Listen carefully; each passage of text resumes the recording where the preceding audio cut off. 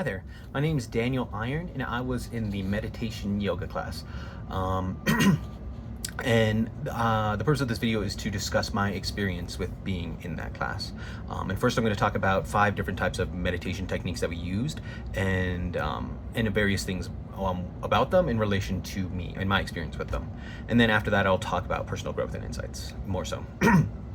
So the first meditation technique is traditional meditation. And traditional meditation is where we are generally just focusing on a singular idea or word or an object, or like maybe our breath or a sensation, and we stay focused on that, and we appreciate the fact that we can sometimes have distractions that arise in our mind, but we continue to still bring our attention back to the thing that we're focusing on, and we do it without any judgment. We do it without any sort of shame or anything. It's all gentle and it's good and it's focused. I'd say lots of times I did find this challenging. One of the things that I have is ADHD, and that makes my mind move really, really fast a lot of times. So in our very long meditations where I was doing this particular thing, I would oftentimes find my mind wandering for minutes, maybe even more at a time, before I remembered that I was meditating, and I would pull it back. And I would say this is actually one of my favorite types, just because of the fact that, like, the continued practice of bringing attention back to some thing that we intend on focusing on is a very, very powerful generalized skill. It makes it a lot easier to but from one of my experiences, just like to pull my attention back to other things that I'm working on, like homework or something. Like if I was working on math and then I got distracted, but then I pull it back without shame, that is an extraordinarily useful tool to have. So yeah, and that is the change, is where I've found it easier to work on my work, and actually not even just focus on my work, but work more or focus more on whatever it is that I'm doing, which is extraordinarily useful for someone like me with ADHD, because lots of times I am in so many different places all at once in my mind, and that is very, very that can be a lot. It can be chaos. So traditional meditation is one of my favorite types for that reason. Yeah. And okay, so the next one we're talking about is Yoga Nidra. And Yoga Nidra is really cool because basically we're just being very aware of particular points of our body continuously, and usually it's guided by someone who's talking, and they tell us where to put our awareness next, or how to move it around our body, and that is very cool. I think this is something that could be very, very useful for proprioceptive awareness, like just being aware of your body and its relation to itself, and also in space. It's really, really cool. It's it's one that I really, really like. Also because it reminds me of I don't know, like energy in like other concepts, like in maybe martial arts or old-timey things. But because it's cool. It's like you can purposely put attention at a particular point, and that's meaningful. It's really neat. So I would say I found this one I found also kind of challenging, because it was hard for me to define what it even meant to like sort of be aware of like something that was random, like maybe the top of my shin, like how was that was difficult. But it was cool because also, this is kind of weird, but it kind of was like flossing. Like it's like you're flossing between your various parts of your body, and it's an odd sensation. Even if it's not a sensation, it's just sort of like an awareness of a meta sensation, and that's really cool. And I did get better at it over time.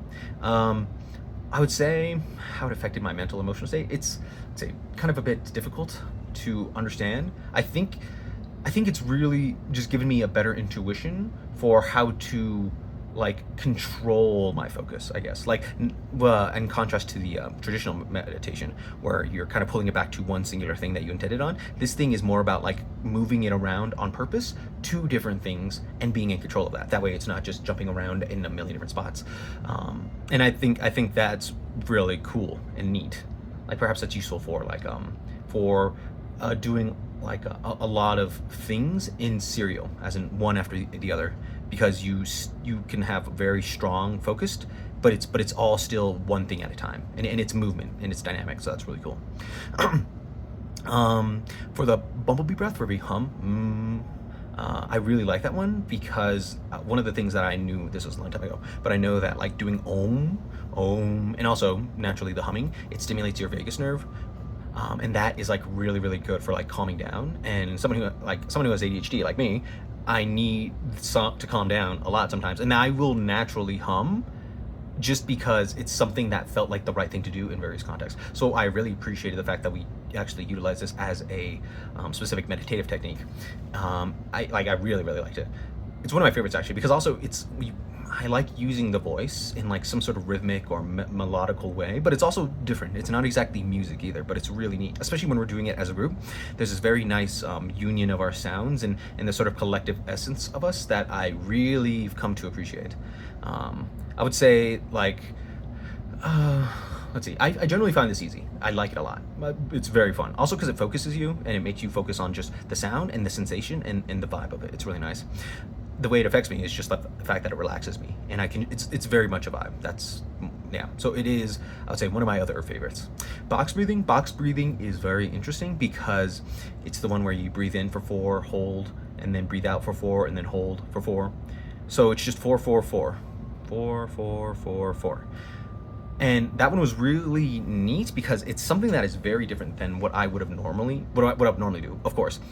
But it's very much something that I also naturally wouldn't really do all that much either.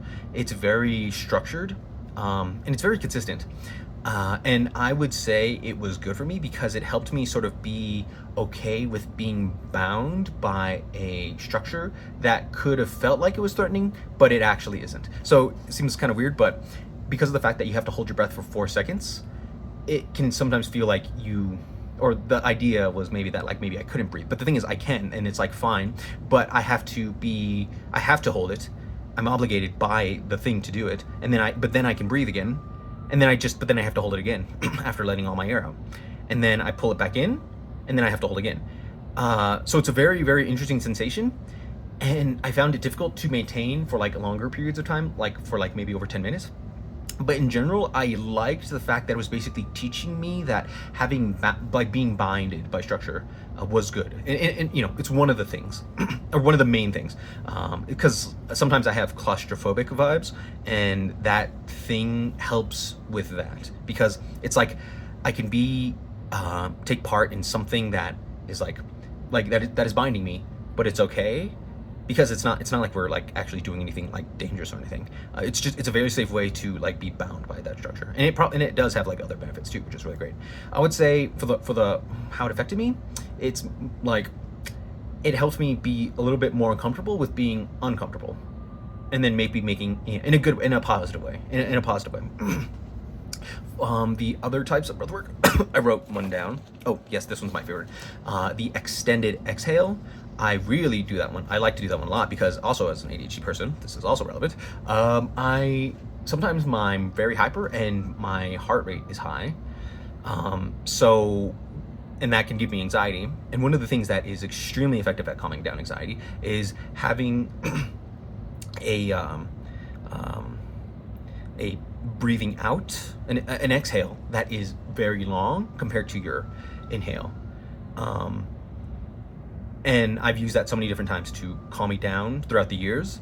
It's crazy. So I would say that is my third favorite, just because there's those 3 things: the traditional meditation, the bumblebee breath, and the extended exhale. Those are my top 3 types of meditation because of how effective they are at helping me with my idiosyncrasies, especially like I said, I have ADHD.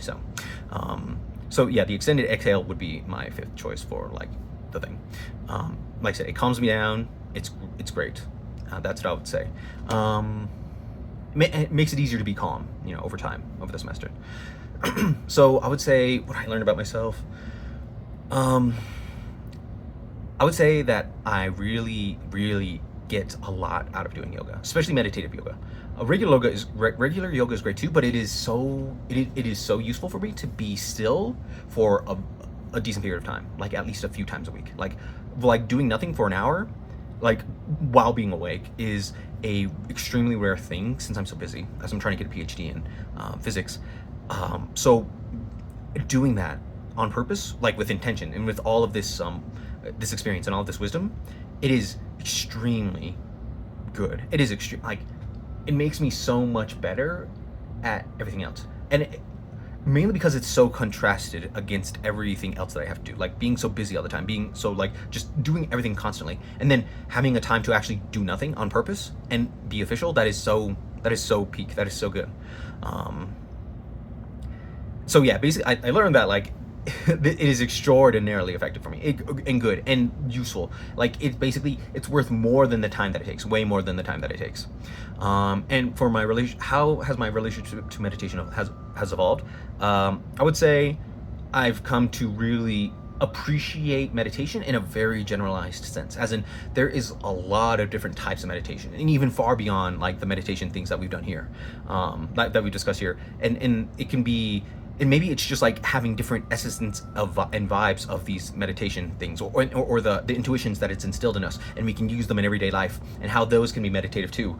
That is the thing that I would say, is that like it's so much more than what people think it is. It's not just sitting there and saying Om. It extends into everything, and that is incredible. I love it. So I would say that like I've just appreciated so much more, and because of that, I do it so much more, which is great. And yes, I do plan on to continue meditating. As I said, it is extraordinarily useful and great, and that's why I like the class, because it makes me obligatory, because otherwise I might forget. Because sometimes I forget things that are really good for me because I have ADHD. But of course I have this even scheduled to myself too now, which is great. I don't do very long, but I do usually 5 minutes at a time, several times a week, just on my own, and that is wonderful. And yeah, that's why I'll continue meditating. And I apologize for the long video. It was hard to fit this all within 5 minutes, but thank you.